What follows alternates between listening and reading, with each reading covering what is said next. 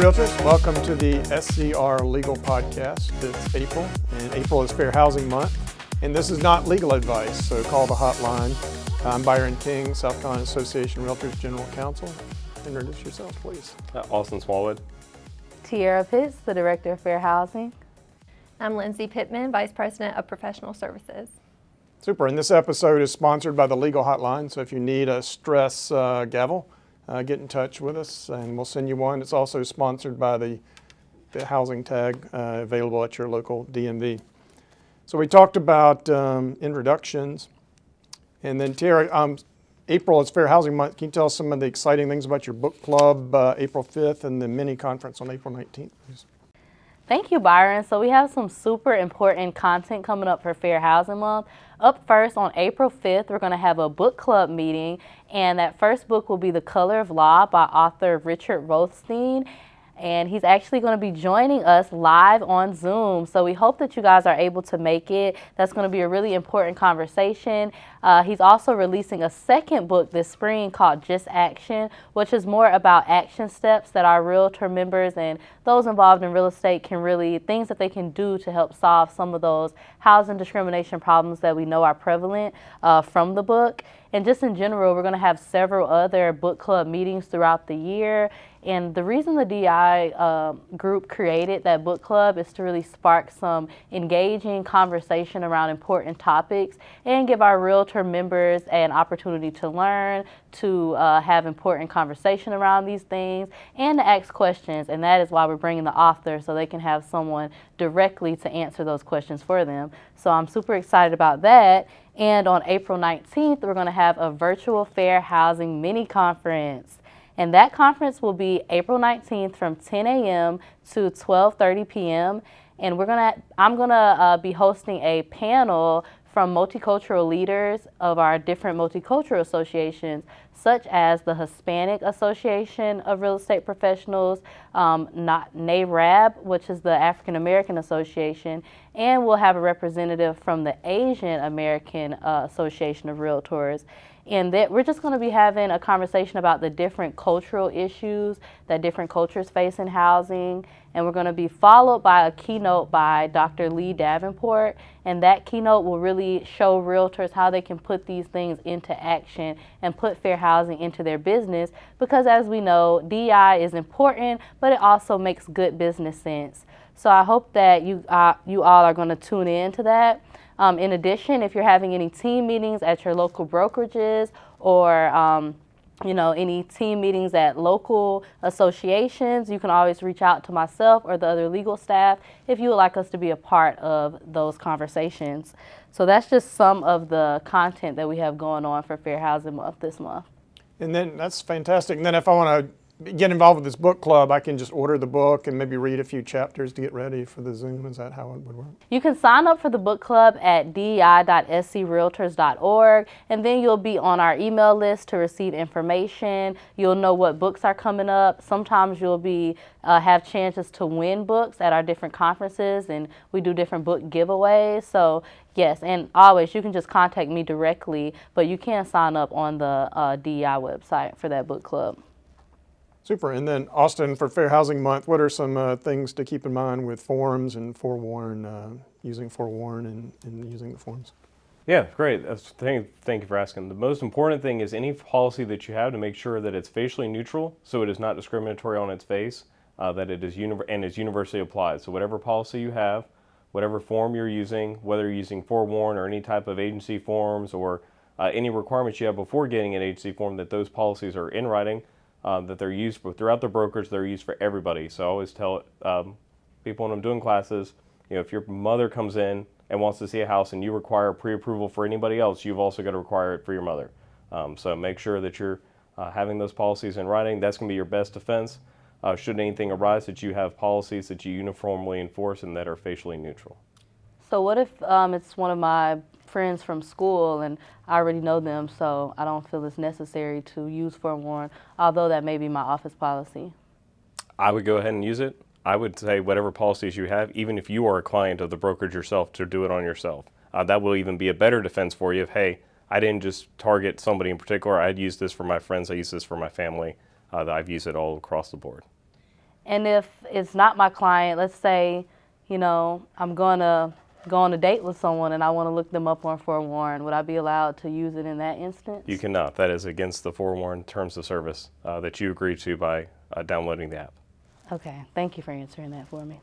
Can I look up a Jonas Brother on Forewarn? You cannot. The same thing. You can't look up celebrities. You cannot use it as a dating app. It is a realtor safety app that should be used for that purpose. So. Noted. Thanks.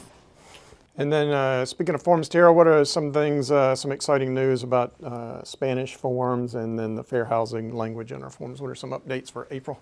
Yes, I'm super excited first to announce that we will be translating our forms from English, which they're in now, to Spanish for some of our most popular forms, like our residential real estate sales contract, our residential lease, the agency brokerage disclosure of relationships, just some of our forms that are used mostly by our members. We're going to be translating that into Spanish to be able to reach a larger demographic and to provide our consumers with resources in their languages, because we've been hearing on the hotline and when we go out to speak to different realtors that work with the Hispanic community, that they want a document that they can understand and read. It is serious buying a house, so we want to make sure that we're, you know, getting all of our different diverse members and consumers the opportunity to really understand these contracts. So we'll be translating that, and those forms will be available this summer.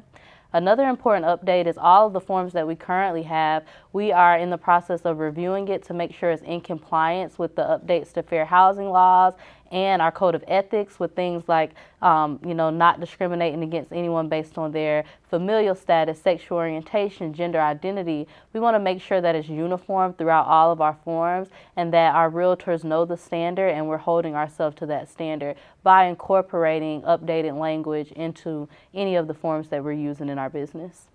Super. And then Austin, as you handle the forms committee, what's kind of, say for SCR 310, the contract, what's kind of the difference between the translated version and then the English version? Is one, can I use both of them to sign and do a deal, or is one of them for a deal and one's for explanation? Yeah, so the biggest difference is the English version is the only version that's going to be valid for the real estate transaction.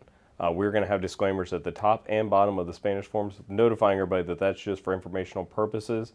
That form is actually going to be inset with those disclaimers around it. So it should be distinguishable from the original contract. So it is simply for informational purposes. They should review that with an attorney if necessary. But the form that needs to be signed to make the contract valid is going to be the English version.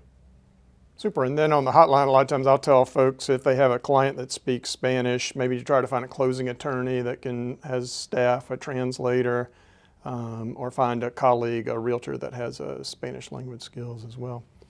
Darren, then next thing on here, there's some challenges. The President's Challenge, At Home with Diversity. Kind of talk about those certifications, please. Yes, so if you're wanting to get even deeper into your fair housing knowledge and acquire more skills to be able to meet the needs of diverse consumers, NAR has provided several resources, and we are issuing a challenge to complete, any number of these resources. Of course, we would like everyone to complete all of them, but if you can do 1 or 2 out of the 3, that would be very much appreciated, and it would give you more knowledge on how to work with your consumer base and expand your clientele.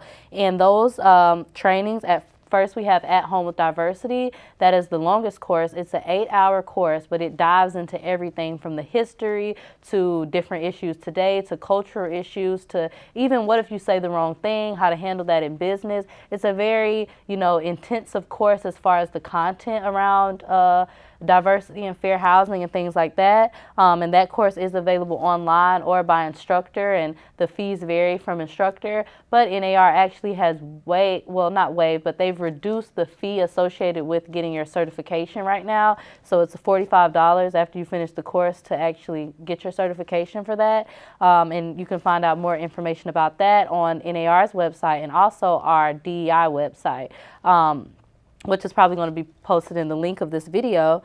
Another thing is the implicit bias training video or the training course.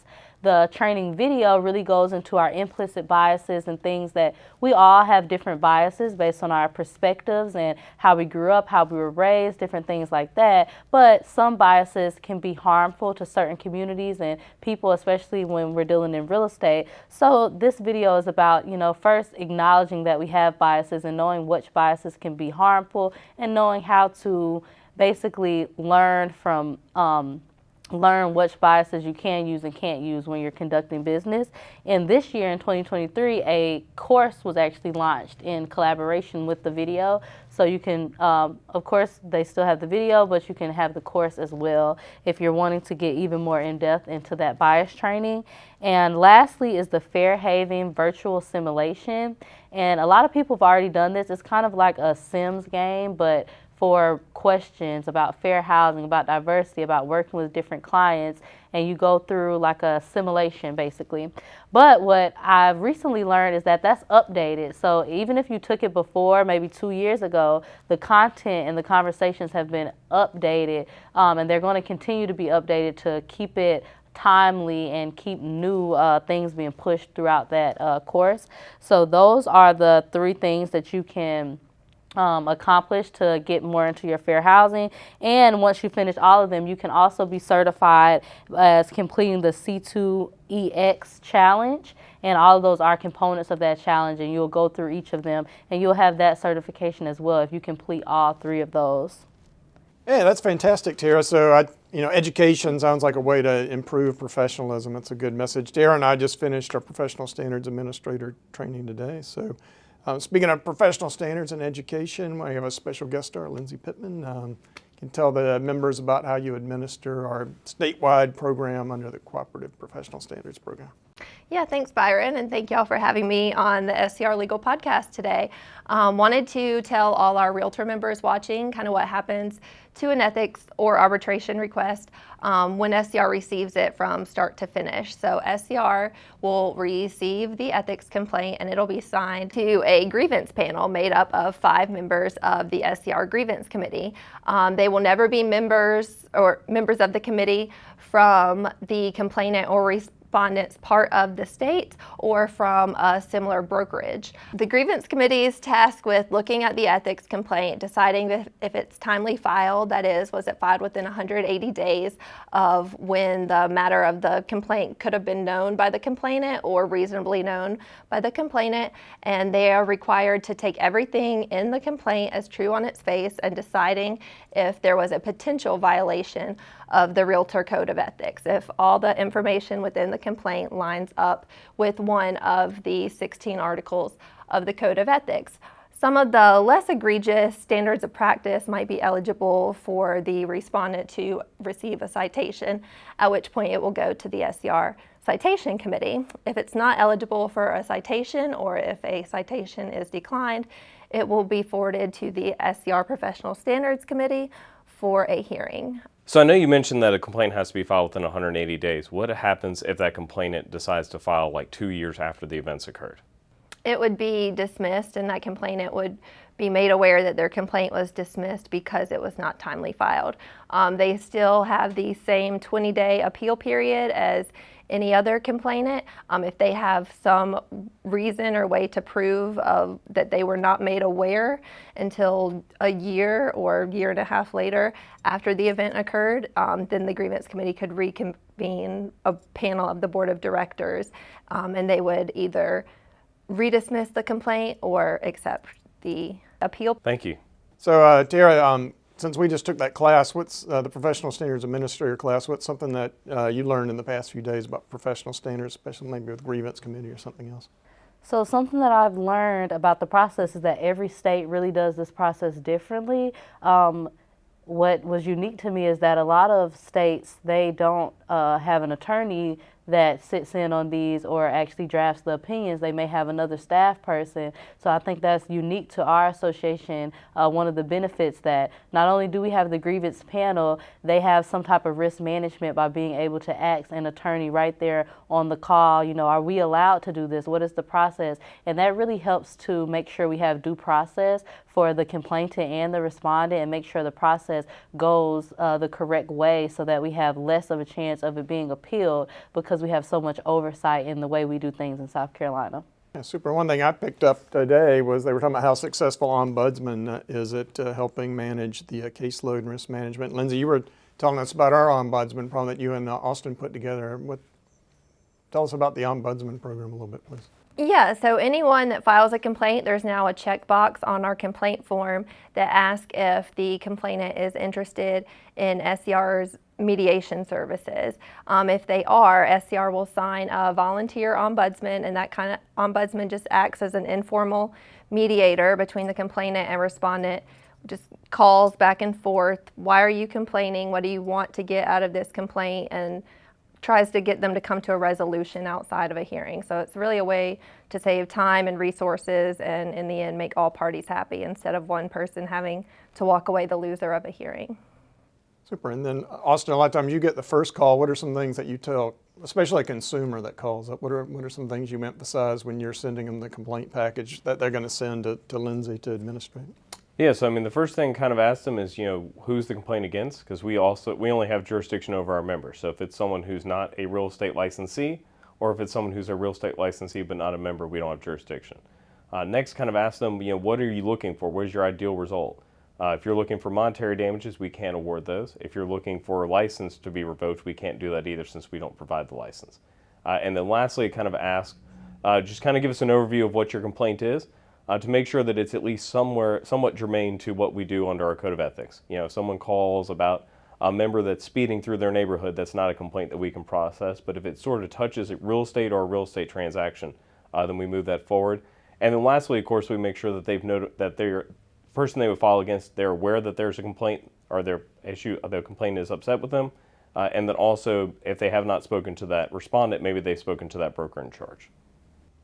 Super, thanks. And then, Lindsey, what are some other top issues when you're dealing with the administration of professional standards?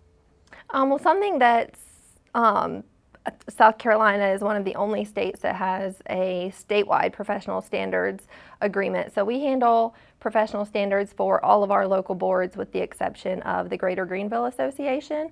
And part of that agreement is each association is required to provide 5 realtor volunteers to serve on the committee to hear these complaints. So we're able to create panels that never hear a complaint from their area or from someone from a neighboring brokerage. So sometimes we get calls on the hotline where a consumer thinks maybe that we're not going to enforce, if a realtor is against the code, that we're not really going to enforce it because we are a member organization. Do you have anything to say about that, like the enforcement of our own members and maybe consumers feeling like it's just a club and we're just going to, hide unethical behavior and different things like that?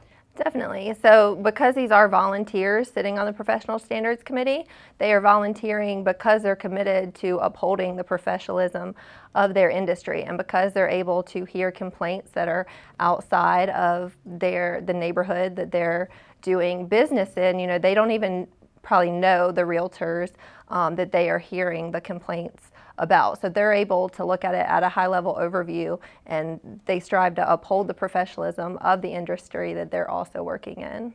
Super. And then we always talk about the hotlines. I was going to go through the top 10 hotlines. This podcast is sponsored by the hotline. So number 10 is scams. We've been seeing wire fraud scams, vacant land sales, scraping of rentals. Austin, you were talking about Western Upstate today about vacant land sale scams. What's kind of some defenses that the members can use against vacant land sale scams?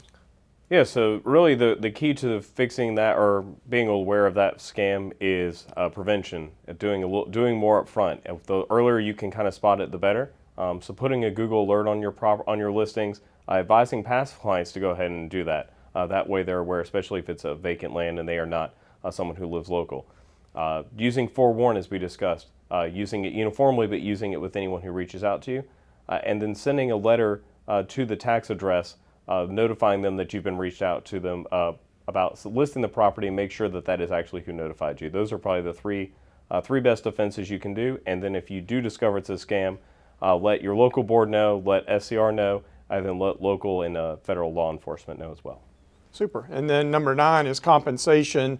So that's our arbitration and mediation. Lindsey, can you talk about how you administer, say you talked about ethics, but say somebody wants to file an arbitration, how we administrate that under the Cooperative Professional Standards Agreement? Yeah, so an arbitration request would go through the same process as far as going through a grievance committee. To file an arbitration does require a $500 a $500 filing deposit.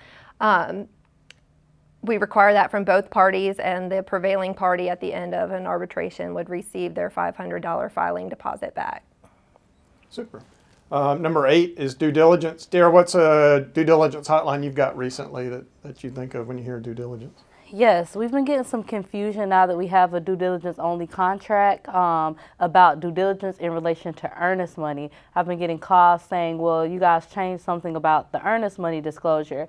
We have not changed anything about earnest money. It's still handled in the same way, in that the only two ways to release earnest money to either parties is by a mutual agreement by the parties, and we have a form for that. Or you can have a court order of a court of competent jurisdiction that can say this party is entitled to the earnest money, which is probably going to be through some type of court system or litigation, but that is completely separate from the termination fee, which is in our due diligence section of the contract. So we just want to stress that earnest money and termination fee are two separate monies, and they are for two different reasons, and they're not to be combined. You know, you want to look at those as two separate, distinct areas of our contract. Super. And then number 7 is agency. That's the Article 16. A lot of times we'll get complaints filed kind of related to arbitration a lot of times where somebody is accused of interfering in somebody's agency relationship with a client. Number 6 is was advertising, and these are the February hotlines, top 10 from February. So number 6 is advertising. Austin, you and Nick have been getting a lot of calls about social media posts and open houses, sitting at open houses. What are some things to keep in mind when your social media is sharing somebody's listing or you're sitting in somebody else's open house? Yeah, so the easiest rule of thumb is before you post about a property on social media, make sure you or your brokers have a listing agreement for it. If you don't have a listing agreement for the property, you should not be talking about it on social media, because under license law, you cannot advertise or market property without a written active listing agreement. So just do that easy test for yourself. Hey, I'm about to share this post, I'm about to post something about a property.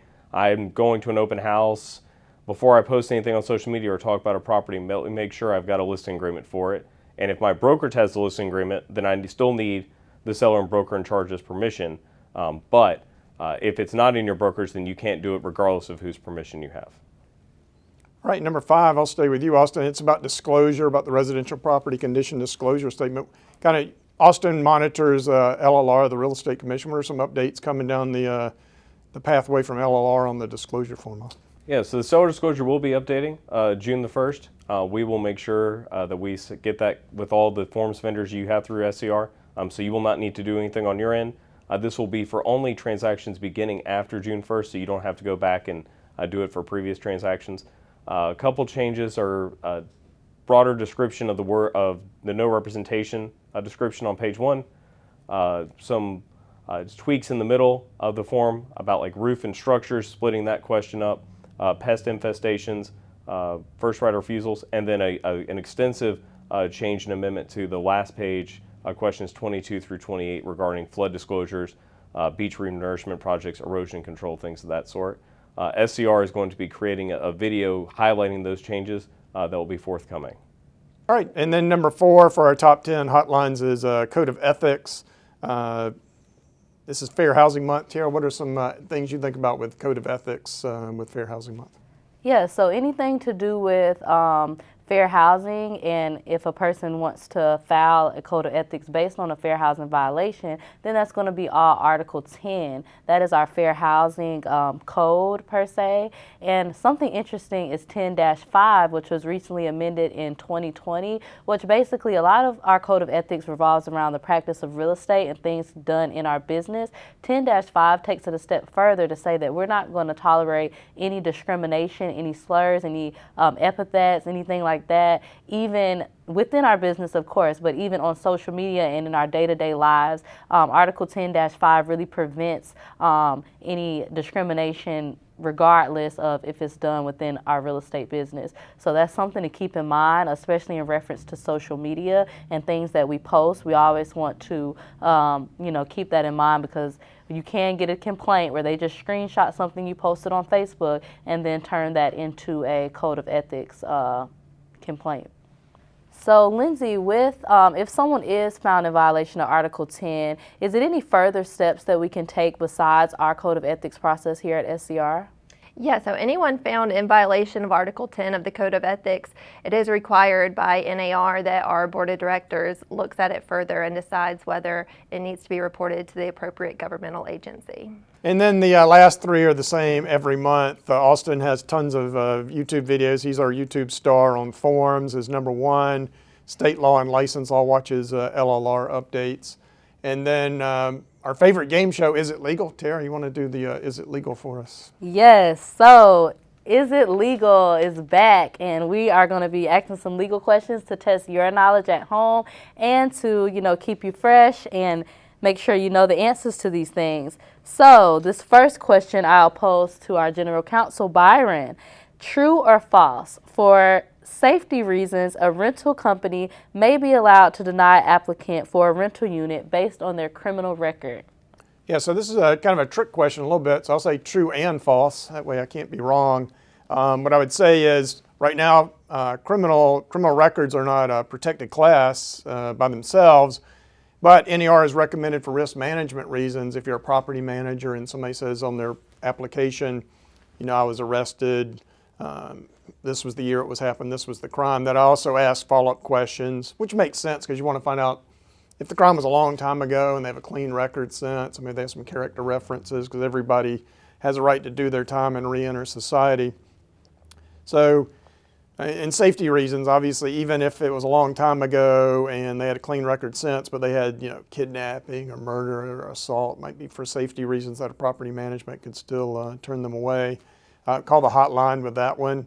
Austin, you got any comments on that? How would you answer a hotline if somebody called up and said, I used my application, they said they were convicted of a crime, can I just go ahead and reject them outright because they have a conviction on their record? What would you tell them? So I'd say no, you can't do it outright. There needs to be a follow-up question. What is the crime? Is it that they had unpaid parking tickets 30 years ago, or is it that they have a violent history? You can kind of consider that. So it's not just a blanket yes or a blanket no.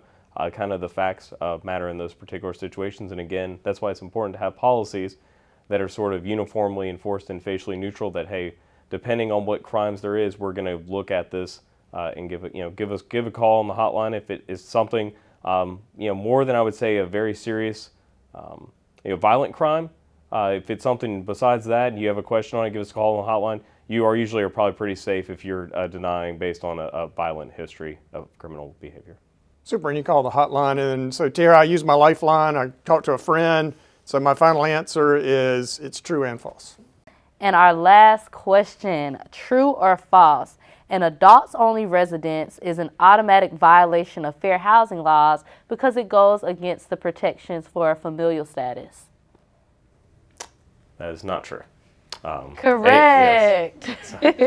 Age is not a protected class. There is a distinction in law for 55 and over communities that go into the ratio of occupants of that home that are over the age of 55.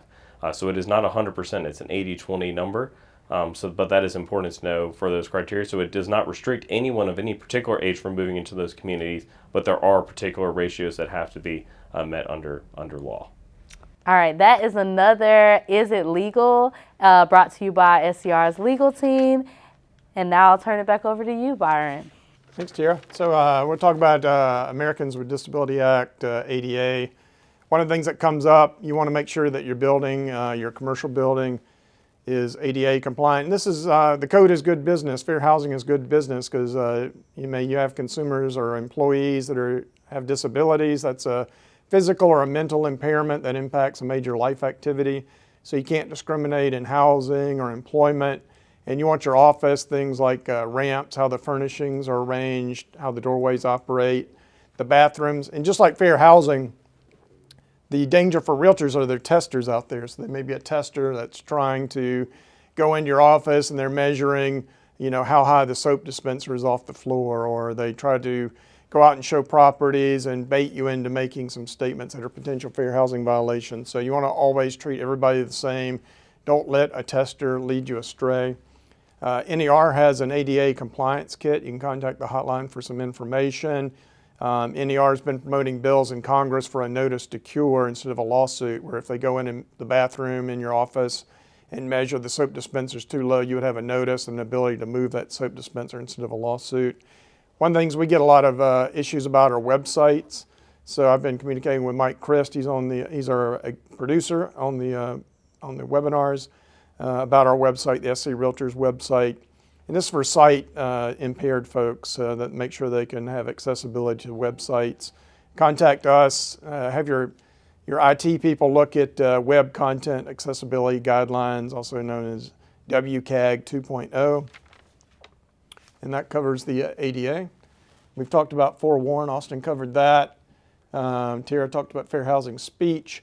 One thing that surprised us, Nick Romitis was on at a meeting, and some people were unaware of the Newsday, the Long Island, the Undercover videos, and that was kind of shocking to us. Tiara, what do you want to get out on this Newsday, the Undercover videos that realtors should be aware of?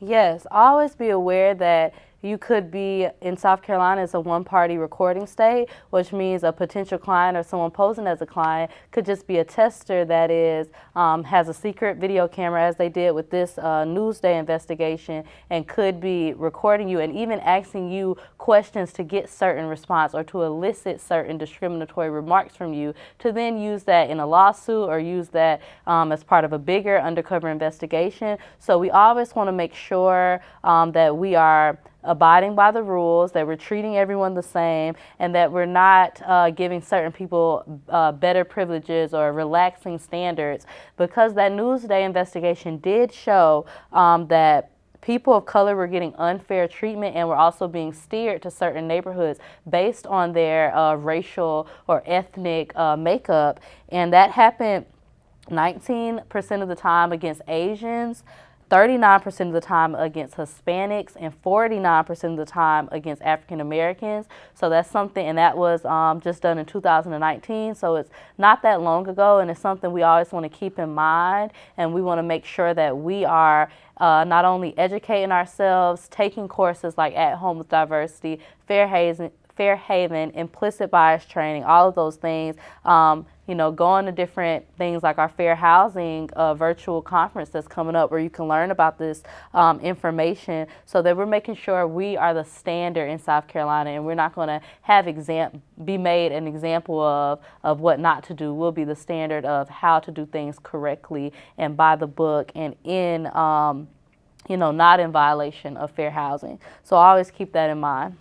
Those are some scary statistics. I saw one statistic where South Carolina's actually in the good, right? We're number one in one of the categories, right? Yes, South Carolina is number one for black home ownership in the nation at 55%. That we are very proud of that, and that just goes to show that everyone is welcomed in South Carolina. We want to make it that way. We want to do what we can as realtors, as in our communities, to make people feel welcomed. During the last couple of years, a lot of people moved from different places to South Carolina, and that's a testament to some of the good things about our state. So yeah, we're super excited about that statistic. Super. And then Austin, you're wrapping up your statewide ethics training, your professional standards training to all the members around the local boards. What are some things you emphasize on Article 10 fair housing when you're teaching those classes? I mean, it really goes back to the sort of being the same drum of, make sure any policies that you have are uniformly enforced and facially neutral. That you let the client tell you what they're looking for. You don't assume your own values or what they would want. You let them tell you what area of the town they're looking at, what kind of home they're looking at, what's important to them. Don't assume just because they come in with kids that they want a particular type of property, or that because they're in a wheelchair that they want a particular type of property. You let the client tell you what their interests are, and then you work with them accordingly. Tiara, related to fair housing, with 4% and 6% primary residence property taxes, what are some things that are going on with, say, when you have USC professors or, these big industries, Boeing, BMW, Michelin, where you have foreign engineers here on work visas? What are some issues with the property taxes? Right, that's a great question because earlier this week we actually had a meeting with NAREP, which is the National Association of Hispanic Real Estate Professionals, and this is an issue that they're looking into because from my understanding, it's basically an issue where people who have a residency here in South Carolina, they're under work visas, different things like that. They are getting, and they live in their home, it's owner occupied in that standard, but they're getting taxed at the 6% rate because they're not a, they may not have their full citizenship or they may just be on a visa. So that's something we're looking into to see how we can change that through policy, through legislation, so that, people who live in their home owner occupied are able to achieve that 4% rate instead of the 6%, which is more for if you're renting your property out or Airbnb or those type of things. We're really looking into that issue right now. Yeah, I know that's politically controversial too, so that's a tough issue. Thanks for addressing that. And then you talked earlier about some of the groups that you've been working with to try to build bridges between the Realtor Association. What are some groups around the state related to fair housing that you work with? Yes, one group is NAREP, which is the National Association of Real Estate Brokers. And last year, I actually collaborated with them to do a home ownership event in Greenville. It was targeted towards first-time home buyers, really providing them with the tools and the resources that they needed to go on to achieve that dream of home ownership. Of course, there were realtors there. There were also home insurance companies, as well as credit people who are experts in credit to help them with that. So that's just an example of a collaboration that us as realtors can collaborate with different multicultural associations in order to work on shared goals. And those goals are things like protecting home ownership, protecting property values, protecting the right to be able to do different things with your home, like rent your home out, or an Airbnb issue that we've been also looking at. So collaborating with different groups, like-minded groups on common issues is something that we're really trying to get more into. And some of those groups are, you can actually learn more at the Fair Housing Conference, where we'll have leaders and representatives from the different multicultural organizations, so you can hear live from the source what different problems are going on and how you can be a part of the change. And then last year's Fair Conference is on our YouTube channel, right? If people want to go back and watch that in preparation. Yes, you can go to our YouTube channel where we have videos like Fair Housing Pitfalls. We have an Is It Legal Fair Housing edition from 2022 if you just want to test your knowledge. We have different podcasts, like a podcast in celebration of Black History Month. We had a diverse cultural perspectives podcast with some of our members. We're just trying to put out different content so that, it is Fair Housing Month, but we want to put this content out throughout the year so our members feel seen, welcomed, and heard, and that they know that they have a voice at the table here at SCR. Fantastic. And then we're wrapping it up here. We'll talk about some announcements, events, and reminders. We've got forewarn training. We can go to our YouTube channel for recording of the forewarn webinar. Forewarn information is available at screaltors.org/forewarn. Yeah, so we got some exciting events coming up. We've got a Region 4 coming up in October. Austin, what are some thoughts on the Region 4? We've got an early bird. Sharon Stone has an early bird set up. Opens on April 26th. You want to talk about how excited we are about this four-state conference? Yeah, so this has been an event that's been a long time coming. It's going to be a great networking opportunity to meet with with members from the other parts of the region, that being North Carolina, Tennessee, and Kentucky. So we'll be in Savannah for a few days in October. I encourage you all to come. Super. And then also Sharon Stone sending out the yearly member survey, so keep looking in your inboxes in May. Your feedback is very valuable to us, helps us steer the association. Take a few minutes to share your thoughts, and there could be a reward for that for you. We just updated forms. Austin, any kind of things on the personal property fixtures form? Any kind of hotlines that you've been getting? Not so far. It's been smooth so far. Those forms launched on March 20th. They should be in your forms library, whichever forms provider you use. If you have any questions, we did both a long form webinar that's on our YouTube channel, as well as short introductory videos on each of those forms that you can also find on our YouTube channel. One benefit, by the way, I'll let you know, is to go ahead and subscribe to our YouTube channel. That will kind of get you almost a sneak peek of any video content that we do in regards to forms, because as soon as we have a new video, you'll be notified of it, so you may actually get to find out about that before we even send out the email. So that's a nice incentive to subscribe to our YouTube channel. Yeah, fantastic. So you did, Forms Committee did the Vacation Rental Act form, the occupancy pre and post closing forms, and the buyer agency form update. All right, so we're wrapping up. Everybody grab your hotline gavel. If you need one of these gavels, get in touch with us. Lindsey at Member Services will make sure we get it to you. The hotline number's on there, 803-712-3478. With that, motion to adjourn. Second? Adjourn.